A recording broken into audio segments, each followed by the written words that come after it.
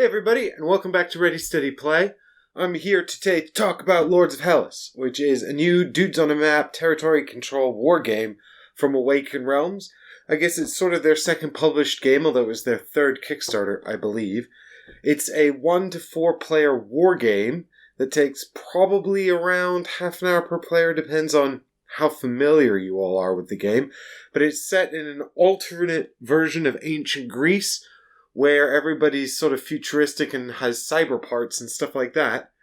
And I'm going to teach you how to play and talk a little bit about strategy as we go through the game, and then hopefully you'll be able to win your own wars in ancient future Greece.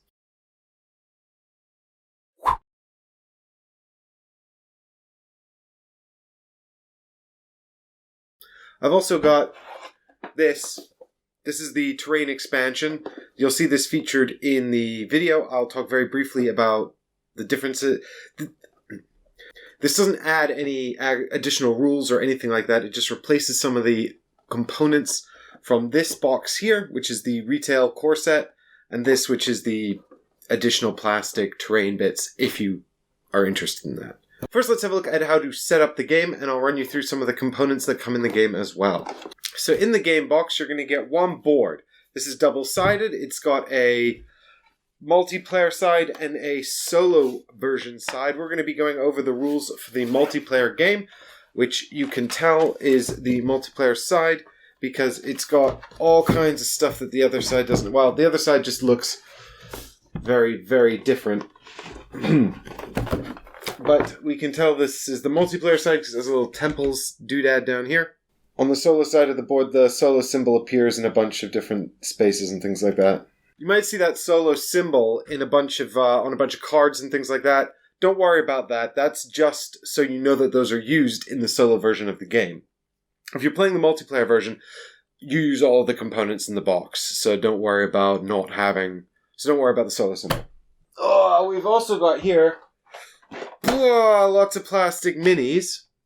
You should have a bunch of monsters. You should have 7 monsters, which are going to be ancient beasts that will hunt across ancient future Greece. You'll also have 3 monuments, which are these figures here, which break apart into 5 different stages. So we can have a quick look here at Hermes. This is our good man Hermes if he's finished, but before he's finished he has to be built, which means that he will start off on the map like this, and these components can all come apart into 5 different stages. So that's stage 1, and then stage 2, 3, 4, 5, and he's done. This is Athena. She works the same way. Again, 5 stages. Here's her robo arm.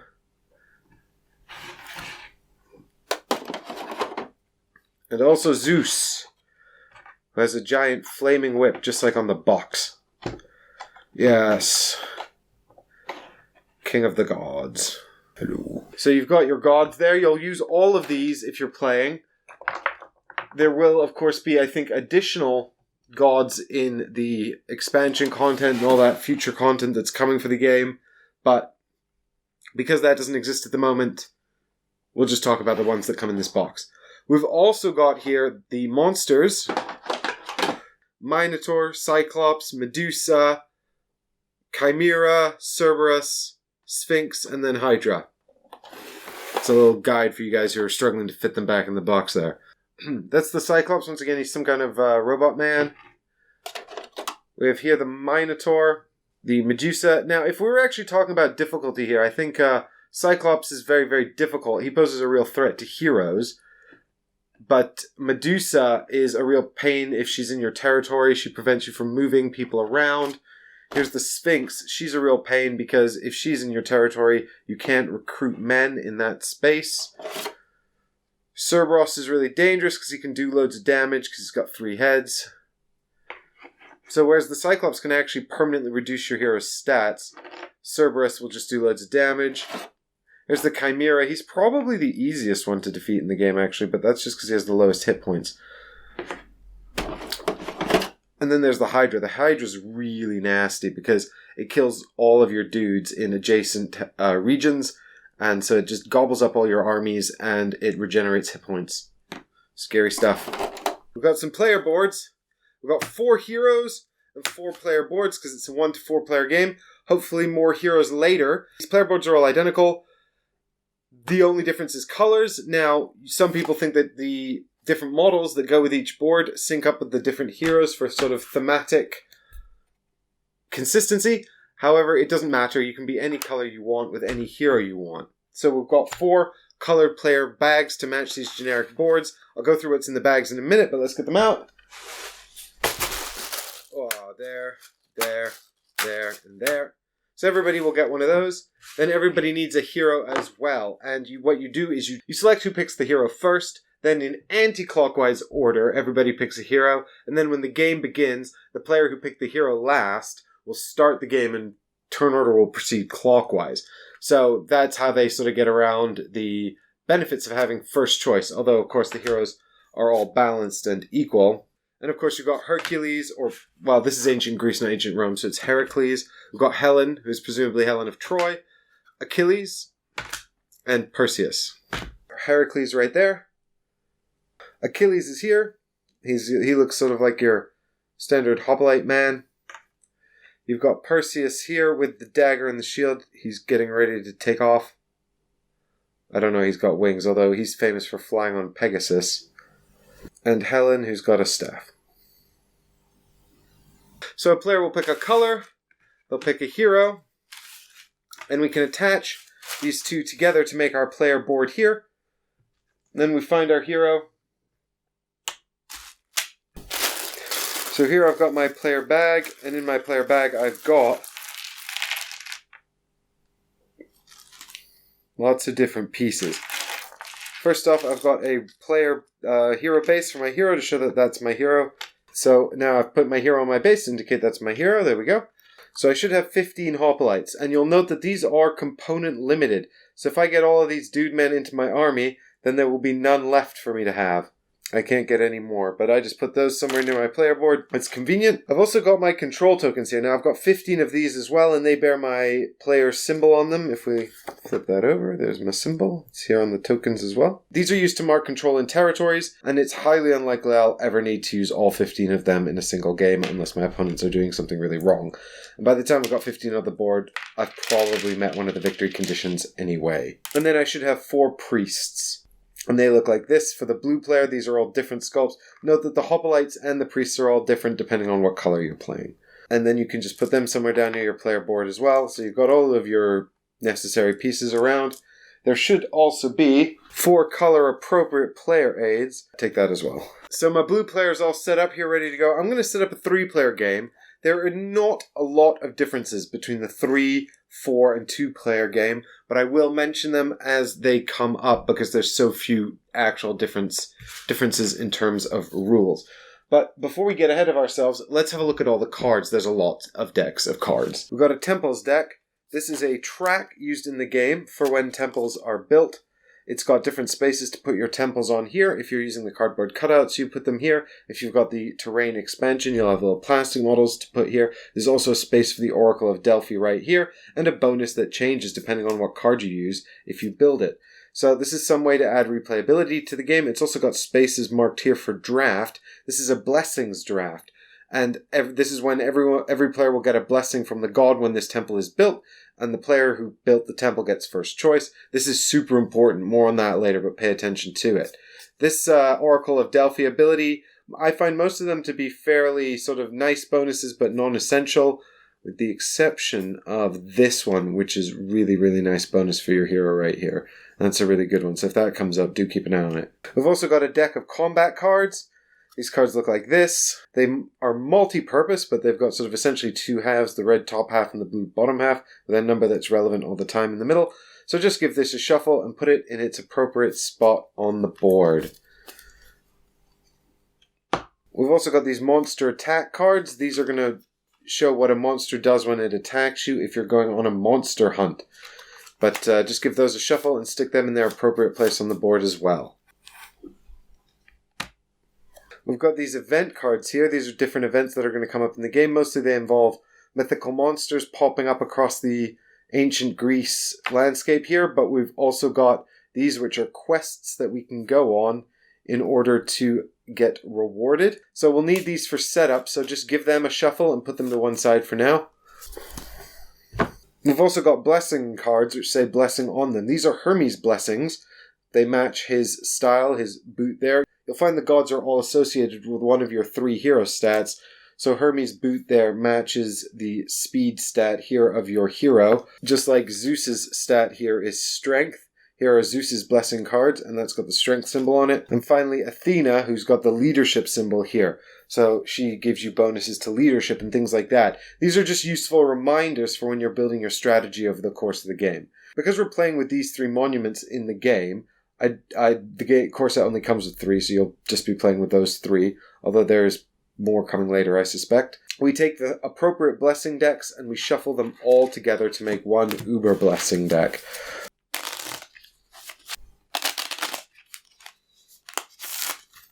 More on blessings later, but they're very important to pay attention to. You've also got a bunch of mini decks that look like this. These are artifacts. This is a neutral artifact deck. It's got all kinds of fun toys in it that you can unlock for your hero, but just give that a shuffle for now and stick it in its appropriate place on the board. Then there's this. These are the artifacts associated with the monsters. What monsters? Well, there's also a monsters deck, but it's enormous and way bigger than the monsters artifacts. We're going to need these as they come up, so you don't need to shuffle this or anything. Just set all of this stuff to one side for use later. Finally, we've got 3 god artifacts as well. Just put these to one side. You've also got these quest tiles here. Again, these are associated with quests from the event deck. We'll need these during setup, so just put them with the monster cards. We have here 4 player aids. These have got the benefits associated with each of our monuments on them. And we've also got a summary of the hunt, monster hunt on the back, which is like a mini game where you go hunting monsters. So each player should get one of these. We have here a monster die. This is used to move monsters around the board and also to attack your friends. And you'll need this when someone takes the build monument action. We have here monster wound tokens. These are used to score wounds on monsters during the hunt. More on these later. You can put them with your monster cards for now. These tokens are double-sided. On one side they've got the solo mode hero thing, but you can ignore that. That's got the 1 on it, which means that it's not for us. We're looking at this X side. These are used as action trackers. When you take actions on your player board, you put these down to note that you've used that action and it cannot be used again. Every player should get 6 of these.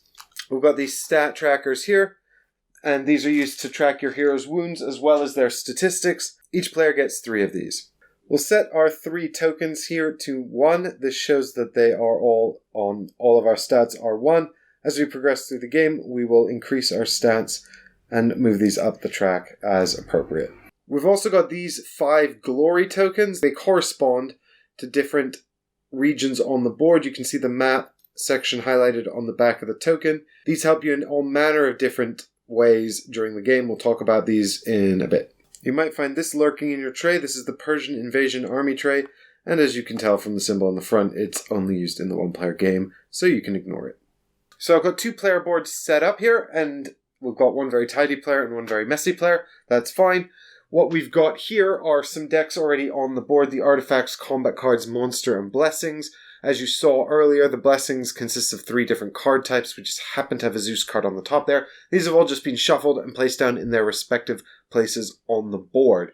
Now, if we're going to play the game, so what we can do next is grab our temple deck here, and we'll just shuffle the temple deck. We'll take 1 random temple card, and we're going to put it on the board. This is going to be the card that we're going to use for our game here. You'll only ever use 1 of these games, so I guess there's some nice replayability there because they give you 5. And now I'm going to put my temples on there. If you've just got the base game, you'll be using these standees here. You've got your 8 temples plus the Oracle of Delphi down here and some little standees to put them on.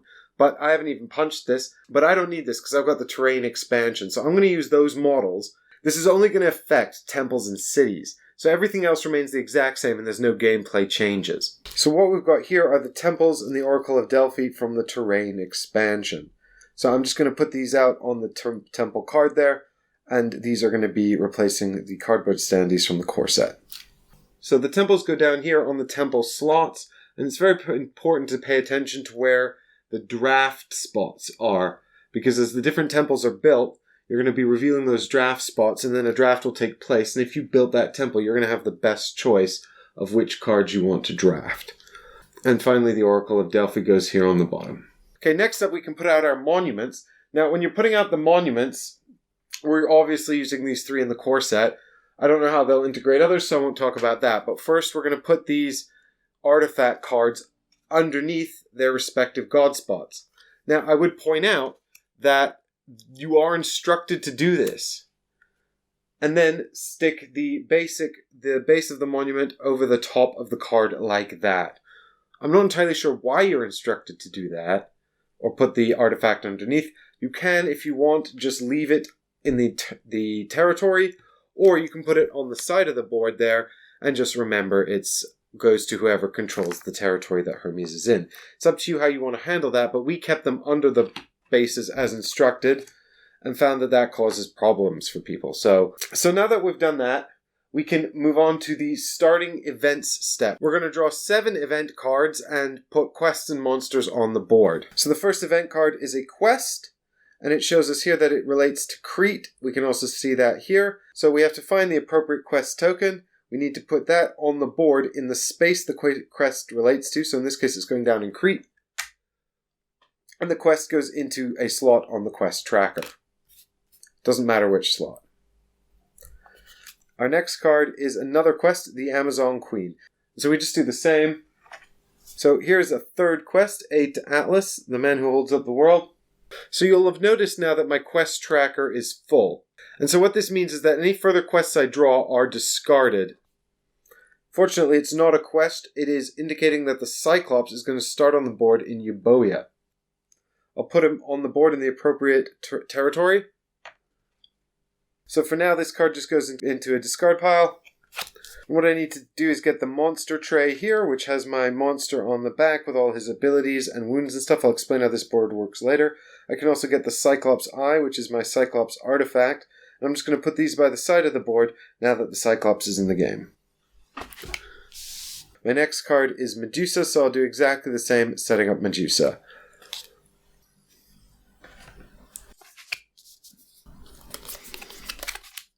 And then I've got the Chimera, so I'll just set that up as well. My final event is Cerberus, so he'll go out into Locris as well. Now that we're done setting up all of our events, we've drawn our 7 cards, we've got 4 monsters and 3 quests out, all our appropriate tokens and whatnot on the board. We take the monster cards that we discarded by placing the monsters, and we actually shuffle them back into the events deck. Now, it's worth noting that if we'd drawn a monster card from Monster that was already on the board, because there are multiple cards in here relating to the monsters, then what we'll do is we would discard them without taking any action and draw a replacement card. That will always be at least 4 monsters and a number of quests. But any cards that were discarded, like monster cards because there was already a monster on the board, or if I'd drawn any quests after I'd filled up the quest track here, those cards are discarded and not counted towards the 7 cards that you're dealing, and any that are discarded are shuffled back into this deck, including the monster cards that spawned these monsters. And that deck is just placed there on the board for use during the game. Now that you're done that, you're ready to start playing, and whoever picked their hero first can also choose the province they want to start in. If you have the terrain expansion, now you can also put your cities on the board, and they just cover up the city icons on the board, which are the ones that have a +1 defense symbol in them. You'll see the picture matches the plastic model. There's a special city down in Laconia, which is actually Sparta, and that gets a big city on it, and you can recruit more dudes in there, and also it's got more defensive powers. We're going to start with our red player here deploying onto the board, and this is a very important decision. Really, this can affect the whole game. If you're all familiar with how to play Lords of Hellas, like I said, it's probably about half an hour per player. It's actually a really quick game. So, I guess what you're really wondering right now is, how does it end?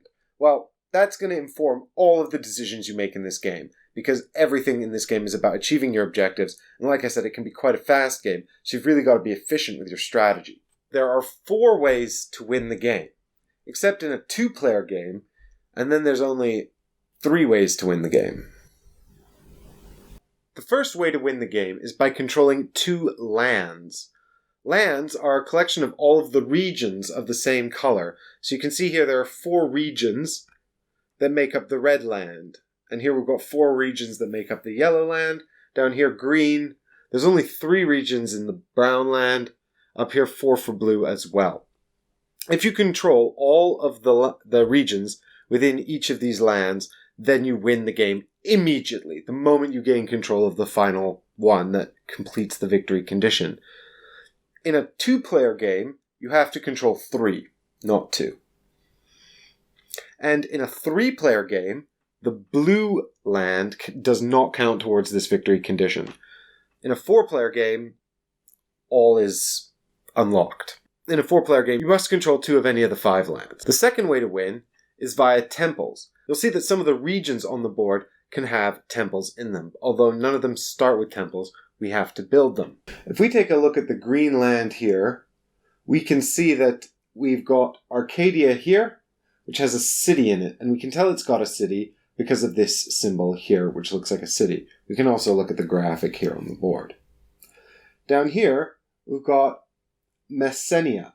Messenia has a temple because of the temple symbol here. We can also see a temple there. That means that later on, someone can build a temple in Messenia, although it does not start with one. Finally, up here, we've got Elis. And the thing that's notable about Elis is it has a city and a temple. And you can see here the city and temple graphic here. So if at any point during the course of the game you control 5 regions containing temples, that is to say, they have had the temples built, then you immediately win the game. So that's pretty good. That's the second victory condition. Number 3, slay 3 monsters. Over the course of the game, you'll be wandering around and you can hunt these monsters that are hiding out in certain regions on the board. If you hunt a monster, you play like a hand management minigame against the monster in which one of the other players is playing as the monster and doing damage to you with those monster attack cards. If you manage to slay 3 of them, you can take the minis over to your player board, and the minute you slay the 3rd one, you win the game. The final victory condition is to complete a monument. If you complete a monument to its final stage, you will unlock this monument activation card.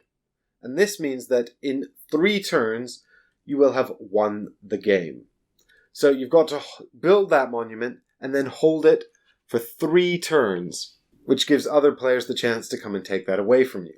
So if you've been paying attention, you will have noticed that the first victory condition is control regions of the same colors. The second victory condition is control regions that contain temples. The third is kill monsters. And the final one is to control a fully built monument. And what's notable about these 4 victory conditions is that the only one that cannot be taken away from you is the monsters. Once you slay a monster, you've slain a monster. And the other players can't change that fact. But if you're going for territories, or you're going for temples, or you're trying to build a monument, the other players have means at their disposal to stop you. In fact, they can even go in there and take that monument away from you, and then all they need to do is hold it for 3 turns. The counter resets, and if they do that, they win the game instead of you. That's important to bear in mind.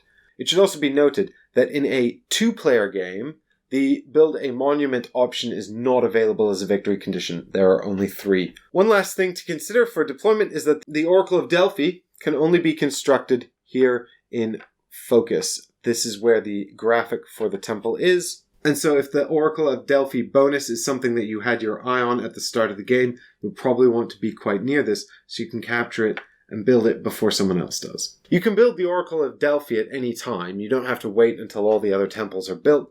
But it doesn't trigger a draft, so if you want to get in on the drafting, you'll have to build the regular temples. So our man Heracles decides that holding the blue territories are no good in a 2 or 3 player game, and this is a 2 or 3 player game. So he decides to go into Thessaly, the hometown of his father Zeus. So he'll also take 2 hoplites to put down in there with him, and if he had the population, he would immediately take control of this region. What does that mean? At the start of the game, all the regions are neutral. That is to say, nobody controls them. But people will take over the regions over the course of the game. When you first enter a region, you're looking at the domestic population, which is this symbol right here next to the name of the region. Now, if the number of hoplites you have in this region ever equals the domestic population or exceeds it, it becomes your region. And that means you can put a little control token down here to show that it's yours, and it will remain there until someone comes and takes it from you. At the beginning of the game, when you're first deploying, you get 2 hoplites and you're a hero, but you don't get to take control of the region unless you have enough hoplites. So that's probably not a very good starting move for our man Heracles. Perseus is much more sensible, and he decides to go down here to Chaya. Akaya. Akaya. Now, the important thing about this is he gets to put down 2 hoplites in this region, and he immediately takes control of it because his 2 hoplites are equal to the domestic population. So he'll put down a control token there.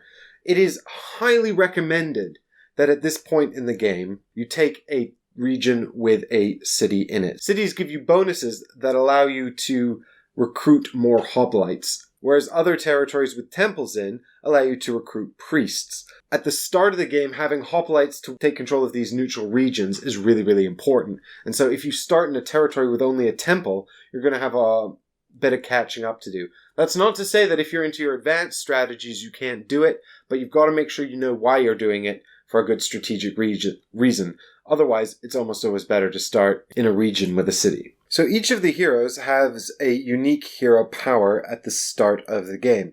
So make sure that you give these to the players before the game begins. Perseus here gains the glory token of the same color region as his starting region. So he can only collect this after he's deployed on the board.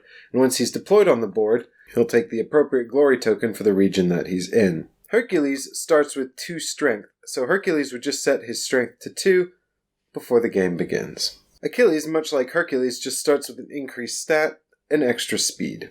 Helen starts with a neutral artifact. So what she's going to do is draw 3 artifacts from the neutral artifact deck, which is this one here. She'll choose one to keep and shuffle the other 2 back in. So now that our 2 players are started, each one will get 1 combat card, and we're ready to begin the game. So what you've got here is your player turn tracker, and this shows you all of the actions you can do on your turn. There are 4 regular normal actions. Now, there are 7 special actions, but you can only do 1. So your turn will consist of doing these 4 in any order, or as many of these 4 as you can and want to do in any order, and then doing 1 special action. So the first action we'll look at is hoplite movement. Now, when you're looking at hoplite movement, what you really want to do is look at your hero board to check out what your leadership value is. This is the leadership value here. Everybody starts on 1, but you can get up to 5 as you progress through the game. So if my hero's leadership is 1, I can move 1 hoplite. If it's 2, I can move 2 hoplites. If it's 3, I can move 3 hoplites, and so on and so forth. Hoplites can only move 1 space. So if I can move 1 hoplite, I can move 1 hoplite 1 space into an adjacent region. Perseus goes first, and he can move 1 hoplite into an adjacent region because he has a leadership of 1. If I had a leadership of 2, I could move 2 hoplites 1 space, but I could not move 1 hoplite 2 spaces. I can also move 1 space into the city to fortify it, and this gives me +1 defensive bonus in combat. Now, the defensive combat bonuses are all here on the back of this sheet, but we'll look at those when we get to battles in just a moment. You spend a movement to go into the city, and you spend another movement to come out of the city. There is a second way to move troops called a march, which is a special action. That comes later, but it's worth noting that any troops moved during this step with the hoplite movement can also be moved by a march later on. The restriction of only moving a hoplite 1 region is confined to the hoplite movement action. Hoplites are fearsome warriors, and so they ignore most things. They're quite happy to move through regions with monsters in unless there's a special rule preventing them from doing that. They're also quite happy to move through regions with enemy heroes in. However, if they enter a region with an enemy hoplite in, there's going to be a battle. You can complete your hoplite movement first. So if you have a leadership of 2 and can move 2 hoplites, you can move them both before the battle commences. Furthermore, if they're in different regions, you can move them both before the battle commences. Finally, if you commence 2 battles, then you complete the movement first, and then you choose the order in which the battles take place. Let's say a battle was taking place here in Acarnania. Heracles' forces are fortified here, which means that he's clearly the defending player, so the Perseus' blue forces here have invaded. Now, the first thing we want to do is calculate the strength of these armies. And we have this player aid here to help us. So we're going to get +1 strength for each hoplite in the battle, which means 3 versus 2. We're going to get +2 for fortified hoplite in a city in the same region the battle is taking place. Now note that includes the hoplite cost, so that's a total of 3 for Heracles versus 3 for Perseus. Then we're going to get +3 if that's Sparta. Well, we looked at Sparta. That's way over in Laconia, so this is not Sparta. You're going to get +X for each combat card played. These combat cards are going to be played in a round in just a minute. You also get bonuses for blessing cards. If you have any blessings that affect combat, then those will come into effect here. But you might have a blessing like Cunning Tactician, which gives you +1 strength for each combat card you played. So that's going to be especially relevant in a minute when we play our combat cards. Next up, we've got X for Achilles. Achilles' hero ability is that he gives his men a bonus in combat if he's in the combat. And finally, X for artifacts. Some artifacts give you combat strength as well. For example, Apollo's arrow, which says used before a battle takes place in a region. Neighboring the region your hero is in. Add 2 to the army strength in this battle. So the hero fires this arrow across into the region where the battle is taking place and adds strength to his army. And it says here at the bottom, remember to check your army strength after both players have finished playing their combat cards. So you remember how we start the game with 1 combat card? There are ways to get more, which include a prepare special action. You also get more for hunting monsters. After it is established that the battle is taking place, and we've counted up our preliminary army strength here, the players will have a chance to play these combat cards. Combat cards are played face up, starting with the defender. Heracles can play this card here, which is called Glory, and it adds 1 to his army strength. For the purposes of a combat against another player, we only look at this number in the middle and this blue text at the bottom. All of this red text above is reserved for a monster hunt.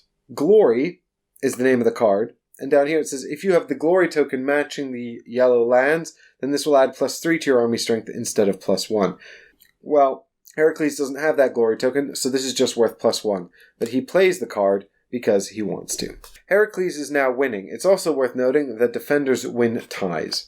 So Perseus plays the Phalanx combat card here, and the Phalanx combat card is notable because it gives him +2, and it says for every 2 hoplites in this battle, add 1 to your army strength. Note that this only refers to your hoplites and not your opponent's hoplites. It also has this little skull and crossbones down here. That means that at the end of the combat, the Perseus player is going to lose a hoplite. So this gives us a +3 bonus to our strength, putting us on 6 against Heracles' 4. This means that Perseus wins, but because Perseus played a card, Heracles has another opportunity to play a second combat card. However, because this is right at the start of the game, he has none left, cannot play any more cards, and passes. Perseus is in the same position, so he also passes. This turn does not end until both players pass, and if Heracles passes, he's out for the round. So Perseus can continue to play cards until he is satisfied that he's won the conflict. With the army strength confirmed, Perseus is the clear winner. That means Heracles must kill off a hoplite. You always kill the hoplites that aren't fortified first, and then he must retreat to a neighboring region. And note that he can only retreat into a region that is neutral or controlled by Heracles and has no enemy hoplites in it. So if it's neutral but contains enemy hoplites, you cannot retreat there. Of course, if it's controlled by your opponent, you can't retreat there either, which means that if you're completely surrounded, then your entire army will die if it's forced to retreat and has nowhere to retreat to. Now, Perseus is also going to lose a hoplite for the skull and crossbones on the Phalanx card that he played. Perseus has taken over the region, so he'll swap Heracles' control token for his own. And because it's a monument region, he'll also gain the artifact of Hermes from Heracles, which is the boots of Hermes, which are really cool. When you're done, you can just put the combat cards that were played here into the combat card discard pile. Our next regular action is hero movement, and hero movement is equal to the speed of the hero. Achilles starts with speed 2, and that's just movement around regions on the board. So Perseus, for example, could move 1 in here or in here, and just like the hoplites, he doesn't mind about monsters or heroes, but unlike hoplites, he doesn't mind about hoplites either. So if there's a territory with an enemy hoplite in it, Perseus can move in there. He doesn't mind. He's just going to ignore that hoplite who is beneath him.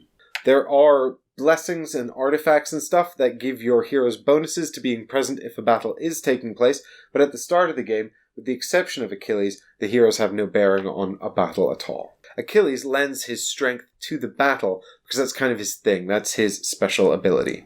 If your hero ever moves into a region that contains a quest token, they can immediately embark upon that quest. Well, what does that mean, embark upon a quest? Let me tell you. These are the quest cards. They correspond to the tokens. And if you go into a quest, you're going to have to meet the requirements because not anyone can do a quest. So let's have a look at one of these quest cards. So here is the Amazon Queen quest card. And this is the one that Perseus just go and complete up there in Chaldiki. And there's the token there. And so this quest card has requirements in order to enter. And the better you meet the requirements, the faster you can get the quest done. And at the end, you'll get this reward at the bottom. So this says, increase your hero's strength by 1 and draw 2 combat cards, which is great. This is another way to get combat cards. Remember, combat cards are really, really important and really useful as well. So in order to do this quest, we're going to need at least a leadership of 2. Now that refers to the stat on our hero's board. And if we don't have a leadership of 2, we have no hope of doing this quest because there's a 2 leadership on all 3 stages. Well, what does that mean, all 3 stages? Well, let's have a look at how we progress through a quest. So Perseus has entered the territory of Chaldiki here. Chalkidiki. So Perseus has entered Chalkidiki here, and that means he can go on the Amazon Queen quest, provided he has the leadership of 2, which is the basic entry requirement. So if he decides to do this quest, he is then moved on to the appropriate card. So that's over here. Now, with a leadership of 2, he can enter stage 1, which means he goes down on the first place of the quest tracker here. This symbol below here on stage 2 means a priest has to be in your priest pool. Note that that means here in the priest pool and not in the supply of priests that aren't in the pool, but available here on your board to use. Not in a monument, not anywhere else, but here in the pool on your player board. So if Perseus has 2 leadership and an available priest, he can enter at stage 2.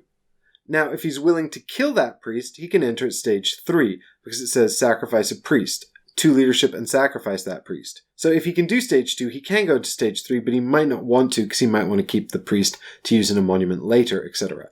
But if he's willing to kill that priest, he can go straight into stage 3. And if he goes straight into stage 3, he immediately completes the quest, gaining the reward on the quest card. However, if he enters at stage 1, he's going to have to progress all the way down here.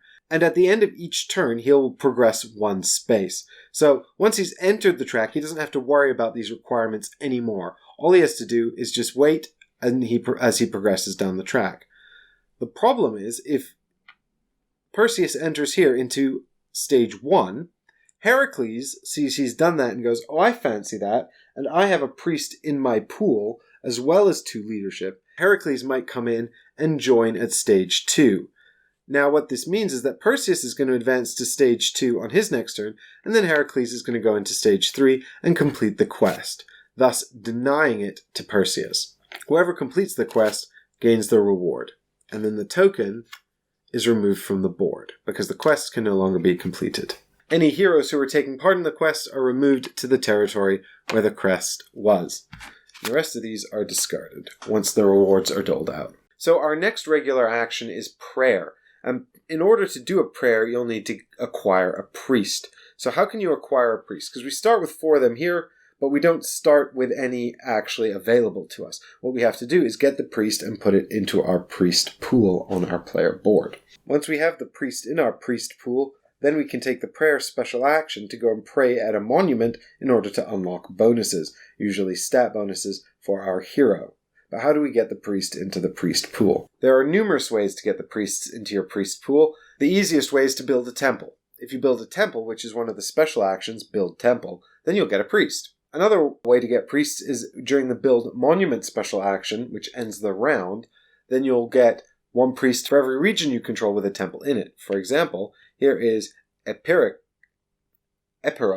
controlled by Perseus's blue men. Now, if he builds a temple in there, he'll gain a priest for that, and if he controls the region, when the round ends, he'll get a priest for that as well, and these priests are added to his pool. You can also gain priests by hunting monsters, and through blessings and other cards as well. So when you take the prayer special action, you take one of these priests from your pool, and you add it to one of the monuments on the board like this. Now, you can only do 1 priest when you do the prayer action. So if you have 2 priests available, you cannot take 2 priests and use them both. You can only do 1 every time you do the prayer action. Note that there are only 2 spaces on each monument for each priest, so if both slots are taken, you cannot put a priest at that monument until these priests are removed. And they will be removed. They have to be. But more on that later. When you put a priest into a monument, you gain a bonus, a blessing of the gods. So let's have a look and see what those are. Remember these? These show us the different blessings from the different gods in our game. So you can see we've got Zeus, Hermes, and Athena. And just like we spoke about, they're all kind of associated with one of the 3 heroes' stats. So at level 1, that's Zeus at level 1, which means he's had no improvements on him at all. That's a level 1 Zeus right there. That's a level 2 Zeus. He's had his legs built now. So based on the level of the statue when you visit it, you'll get increasing bonuses. Now, they're all the basic bonuses for these are a boost to your hero's stats. So if one of our chaps here goes to pray at the Shrine of Hermes, then that will increase our speed stat of our hero by 1. And we'll move this little tracker up there to the 2 slot. And you can see that's the same. Now, as you increase Zeus's statue in grandeur by putting down the different levels, you will gain a strength bonus. You'll continue to gain the strength bonus, and then you will also gain this additional bonus here, which involves drawing combat cards. With Hermes, what happens is you get to move your army around. Note that your army is all of your hoplites from one region, and they can move a number of regions based on the size of the Hermes statue. Finally, Athena allows you to recruit hoplites in a region. So at level 2, you gain +1 leadership and you recruit 1 hoplite in any of your regions. By the time she reaches level 4, it's 3 hoplites in any region, so that's very cool. So that's the prayer action. Just remember that you can only put out 1 priest at a time, and you can totally block people from going there. So if you think your opponent's going to go for Athena, you can go and pray at Athena to stop him from taking her spot, and then he can't use her abilities if he wanted to. So the final regular action is use artifacts. And if you have any of the artifacts that we talked about earlier, so that's the regular artifacts here, the monument artifacts, the god artifacts from controlling the monuments here, or the monster artifacts here from defeating the monsters, then you can use these as well. A lot of them have actual timing windows on them, so it'll say when you are the defender in a battle, or when you build a temple, for example. Now, if that's the case, then ignore this step and just use those when it's appropriate. If they don't have that step on them, for example, the Boots of Hermes read, place your hero in any region on the map. Does not count as hero movement. And what that means is that you can exhaust this during the use artifacts regular action, and then move your hero, and then you can go and do your hero movement action in addition to that. And so what you do is you just exhaust it by turning it on its side to show that you've used it, and these will unexhaust later at the end of the round when someone takes a build monument action. But we'll get on to special actions in just a minute. What's important to note about the regular actions is that they can be taken in any order, so you've got to think about the order in which you want to do them to get the most benefit out of them. But the other thing to remember, you cannot stop doing one and then return to it. What this means is that Perseus can't move into Locris here, use an artifact, and then continue moving. He has to complete his hero movement before moving on to the use artifact step, with the exception that if it says, if the artifact says use when entering a region or something like that, if it's got its own unique window for triggering, that's fine, but if it doesn't, then it has to be used as use artifacts. You cannot interrupt regular actions to perform a different regular action and then come back to it. This also means that, for example, if you want to use Athena to recruit dudes, and you've already done your hoplite movement, you cannot then move the dudes you just recruited. So it might be better to use your prayer action first to recruit dudes at Athena, and then do hoplite movement to move them around the board. These are the kind of strategic thinkery things that you're going to have to do if you want to be successful at Lords of Hellas. Now that we've covered all of the regular actions, let's talk about the special actions. And these are here on our board, so let's have a look. So we've got 7 special actions here. We've got prepare, hunt, usurp, build monument, build temple, recruit, and march.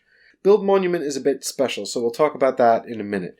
But anytime you take any one of these other 6 special actions, you'll put a X on it to indicate that you cannot take it again.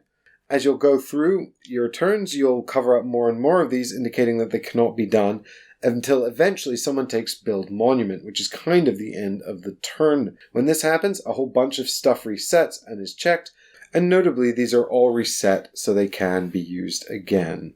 So we've talked about a few of these before. I'm going to start by talking about build temple because we have looked at that and we know what it is. So build temple is really very easy. If you control a region with a temple in it, but there is no temple built, then you can take the build temple action, whereupon you take a temple here from the temple card and you add it here to the region. When you do this, you can take a priest and add that priest to your priest pool. And that's the build a temple action. Oh wait, what about these funny red draft symbols? Well remembered.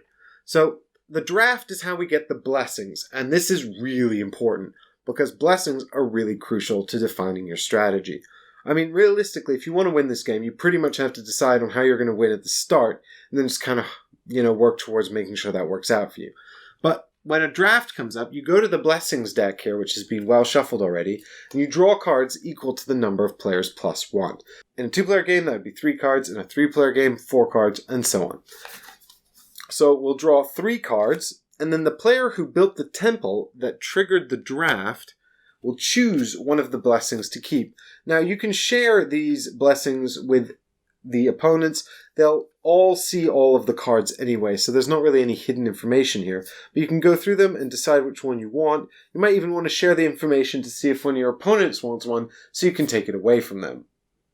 These are all kind of game-breaking superpowers, and by drafting blessings, what we're essentially doing is developing asymmetrical player powers that are really going to help define or help us achieve our strategies over the course of the game. For example, there's a weak spot card here, and this card says, at the start of a hunt, discard 1 combat card to deal 1 wound of any type. Now that's going to help me out if I'm hunting monsters with my hero, and if I'm not, then it won't. So I'll take this if I'm going on hunting, and that's my strategy. We've also got here a combat training card, which lets us draw additional combat cards during the prepare action. This helps both people who are going to be engaging in a lot of battles, so fighting for control of territory, and also people who are hunting monsters, because combat cards help us there as well. Finally, Glory of Zeus gives you extra hoplites when using a usurp action. This is particularly strong if you're going to be doing a lot of fighting and you need a lot of hoplites. So Perseus decides to take the combat training card. Heracles decides to take the weak spot card because he's planning to fight some monsters. And the final card is just discarded anywhere in a discard pile, which does not exist on the board. And that's the build a temple action. That draft, though, very important. Don't lose sight of that. It may also behoove you to take cards that your opponents want to prevent them from having it. The next special action we'll talk about is recruit. And this is really very simple. There's not a lot to the recruit special action. And this is a very simple special action. This is how you get more hoplites on the board. When you take the recruit special action, you look for all of your regions that are under your control that contain a city. And if those 2 conditions are met, you can take 2 hoplites and put them in that city. It's worth noting that when you recruit hoplites to a city, you can put one straight into the fortified position if you want to, which adds +1 defense. If you don't have these fancy terrain expansions, then your area will just look like this, and you can put them in the defensive spot there to show that they're fortified. So that's it for recruit. Just fill up all of your regions with cities with hoplites, 2 hoplites per region. It's worth noting that you can put out as many as you have regions. So if you control 3 regions with cities, you'll get 6 guys. They all have to go 2 per region. You can't put them all in the same region, and you are component limited. So if you have more space to put them down, then you have guys available. You will run out of guys to put out, but you can choose which regions you want to put them into. The next special action we'll talk about is March. March is a movement special action that allows you to move hoplites in addition to the hoplite movement you did during the regular actions step of your turn. When you're doing a March action, you can select all of the hoplites in one region and move them into an adjacent region. This is primarily how if you move into a region with enemy hoplites in it, you will trigger a battle. Note that when you're doing a march action, you cannot bring any hoplites in fortifications with you. So if you want to bring the hoplite who's fortifying the city, you have to move him out in the Hoplite movement step, and then they can all move together in the March special action. And that's March. Just grab all of your dudes in a specific region and move them into an adjacent region, with the exception of the guys who are fortifying cities. So we've got 3 left. The 3 on the top here, we've got Usurp, Hunt, and Prepare. Usurp is very simple, so we'll talk about that next. So Perseus has the green glory token, which is this one here. Now he's got this because he spawned in the green area, and that's his starting bonus for his hero. But you can also gain glory tokens by defeating monsters and completing quests. Whenever you defeat a monster or complete a quest in a land, you take the corresponding glory token. So for example, if Perseus defeats Cerberus here or Medusa here, he will take the Yellow Land glory token.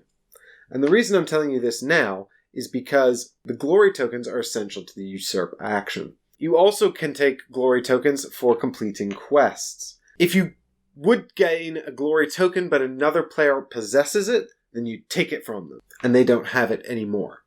A usurp special action is sort of used by the hero, so you can only use it if your hero is present in the region. If your hero is in a region, and you have the glory token that matches the land color of that region. So for example, here in Arcadia, Perseus would have to have the green glory token, then you can take a usurp action. Now in this example here, Perseus is in Arcadia, which is controlled by Heracles' red forces.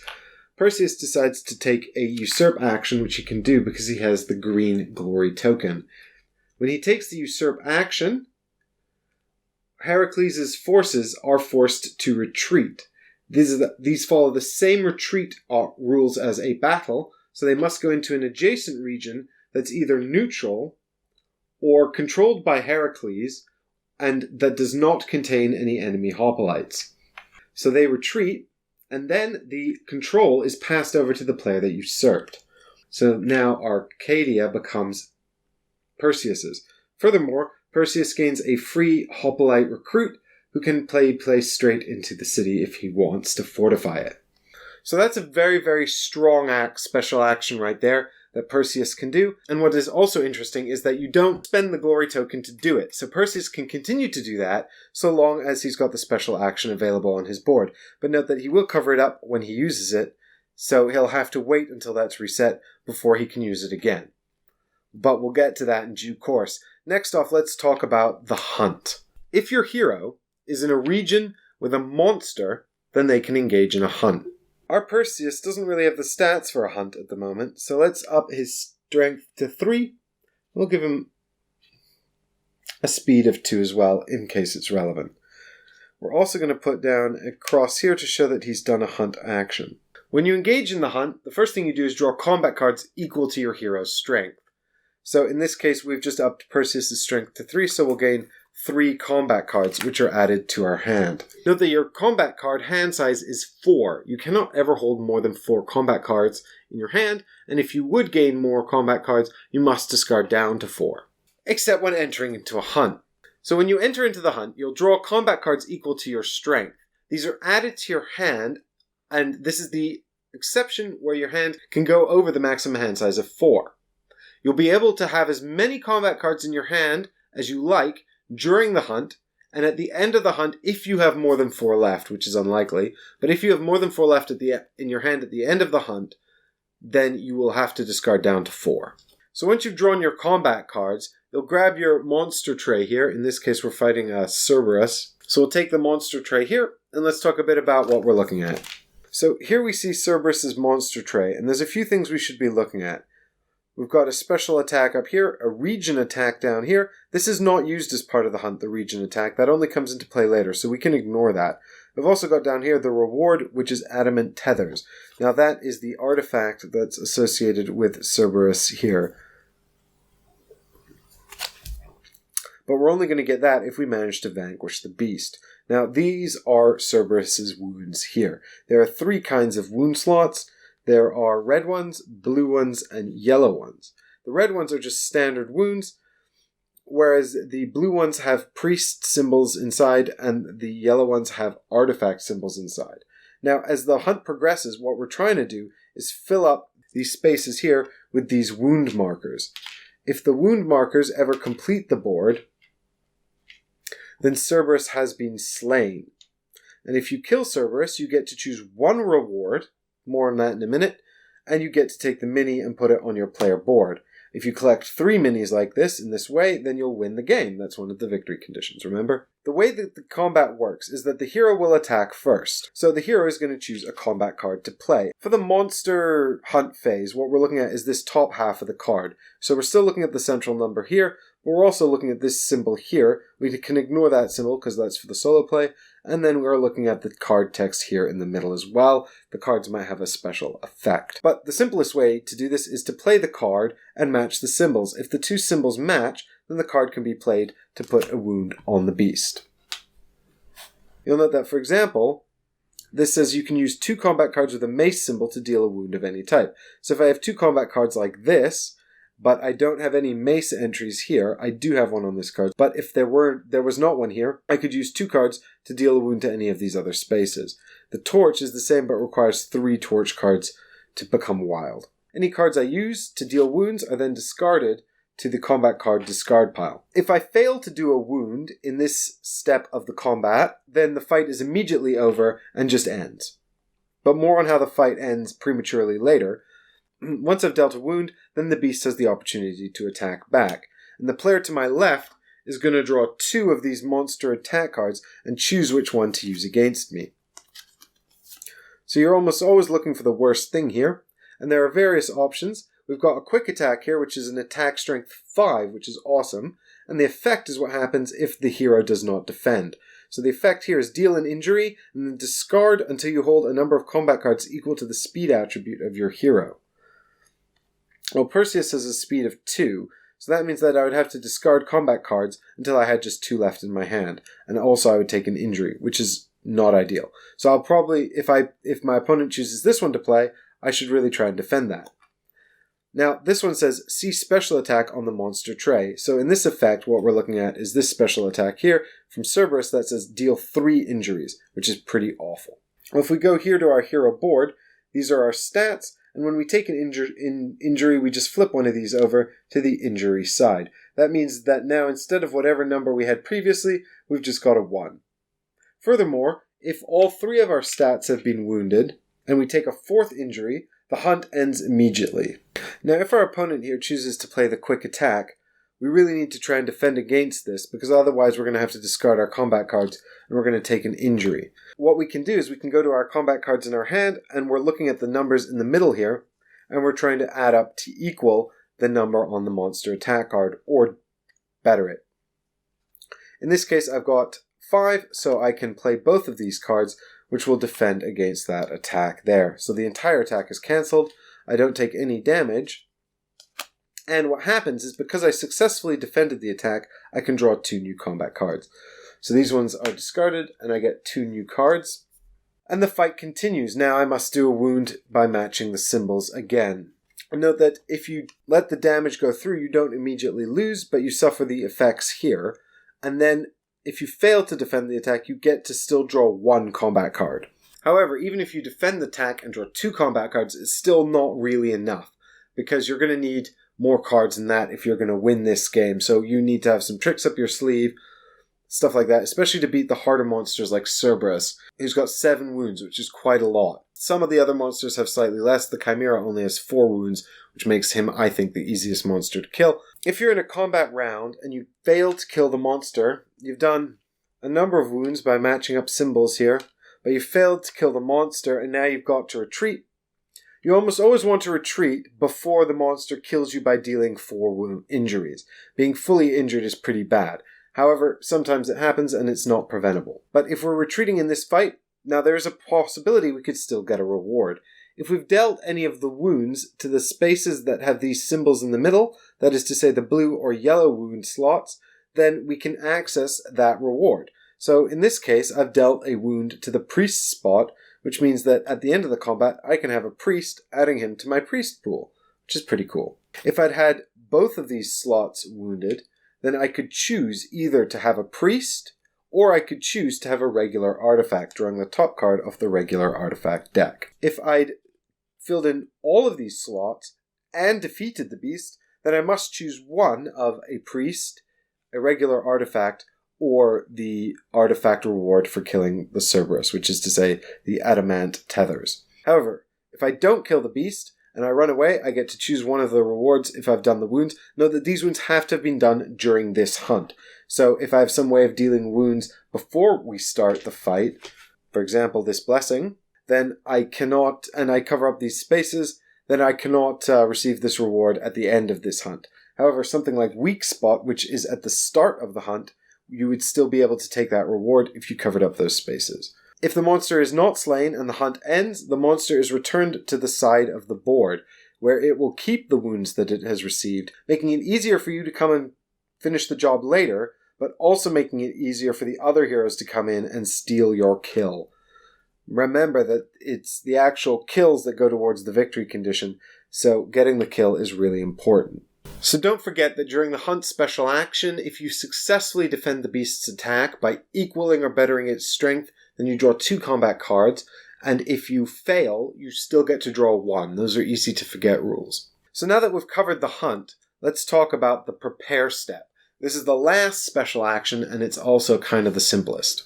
So the last special action we're going to look at here is prepare. And prepare is really very simple. It's got 3 options on it, like a little action menu here. It says heal an injury. Now that's if we were injured by the Cerberus earlier, and our little trackers here are flipped to the bloodied side. That means we can flip them back over. So our stats will be returned to whatever their true values are instead of the 1 value on the injured side. So that's good. We can heal an injury. We can draw a combat card. That's always a good idea.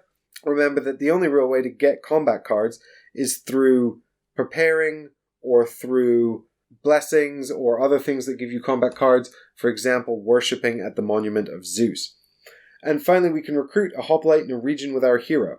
Now we get to choose any 2 of these, and we can choose the same one twice, so we can have 2 hoplites, heal 2 injuries, or draw 2 combat cards as well. So now we've looked at all 6 of these special actions. We've only got one left, which is the build monument special action. So this is also kind of the one that ends the turn, insofar as the turns are you and your opponents going through and taking all the regular actions and then taking a special action. If at any point you've filled up these 6 spaces, you'll have to take a build monument action, but it's way more likely someone will do it before you. So the first thing that happens is all of the players who've prayed this round will remove their priests from all monuments.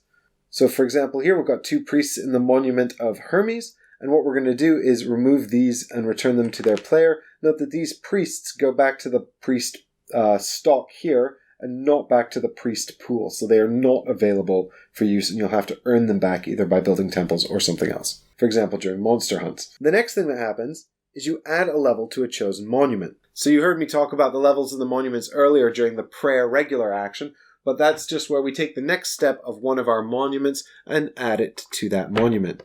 Now remember that if you control a completed monument for 3 turns, you win the game, so you probably want to add the level to a monument that you control. But players can take those away from you, and maybe you want other bonuses, so you're really going to have to think about where you want to put the next level of the monument. Maybe you want to create a situation where the players have to go and fight someone else, so you're helping them build their monument to direct attention away from you. Lots of sort of strategic thinky things going on there, but you have to add a level to a monument. You can't take this action and not put down a part of a monument. The next part of the build monument special action is gain a priest for every temple you control. Now note that this is just the player who took the build monument action. And so for example here, Perseus controls this region and has a temple in it, so he'll gain 1 priest for that. He would gain 1 priest for every region he controlled in this condition. Then comes into the end turn step, and this is sort of a cleanup at the end of build monument. So all players will remove their used action tokens, thus freeing up their action boards for use again. You'll roll the monster die for each monster on the map. So the monster die is this red die here, and what you're going to do is go through the monsters on the map. The player who took the build monument action chooses the order and chooses to activate a monster, and then rolls this die. So let's have a look at what's on the die faces. So we've got the monster die here. There are 4 different kinds of faces. This means the monster does nothing at all. This means the monster moves to 1 adjacent region. This means the monster does its region attack. This means that the player who rolled the die can choose whether the monster moves or does its region attack. So for example, we've got Cerberus here. Now if I was doing this as part of my build a monument action, I would say, okay, I'm going to roll for Cerberus. I would roll the die, and I've got the regional attack. So what I'm going to do, so here we've got the Chimera. So if I'm going to use the Chimera, what I'm going to do is activate him. I'm going to say I'm going to roll for the Chimera now. I'll come over here and roll for the Chimera, and I've got the regional attack. So I'm going to look at the Chimera's tray here, monster tray here. I'm going to see that under regional attack it says, kill one hoplite, move the Chimera to the region with the highest monument. It also says passive. If the Chimera is in a region with a monument, players cannot send priests to that monument. So the Chimera has kind of like a sort of secondary negative effect that's passive. Not all of the monsters have that, but he's going to kill a hoplite. I can choose which one. But obviously if there's any fortified, I have to choose those last, but I'm going to pick an enemy hoplite. If it works out this way, I'll have to pick one of my own hoplites, and then I'll move the Chimera. Note that if I just moved a Chimera movement, I would just move it one region. And I would go through all the monsters, nominating them, and then rolling for them in any order that I decide.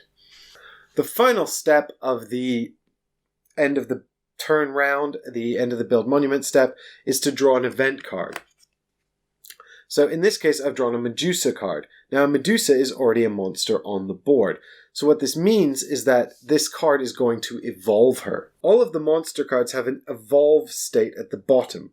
Now this can contain an extra wound symbol, or contain a new special rule. But what happens is this is added to the monster's tray and enhances them.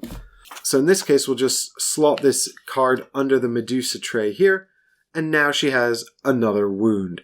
So instead of 6, she's got 7. She'll be harder to kill. So during this step, you only draw one card. So now that I've resolved the Medusa card, the draw event card step is complete. However, if I'd drawn a monster that wasn't on the board, for example, the Minotaur here, I'd take the Mini, I'd put him in the associated space, which is Crete, just like the way we spawn them at the setup of the game, and then I would discard this card.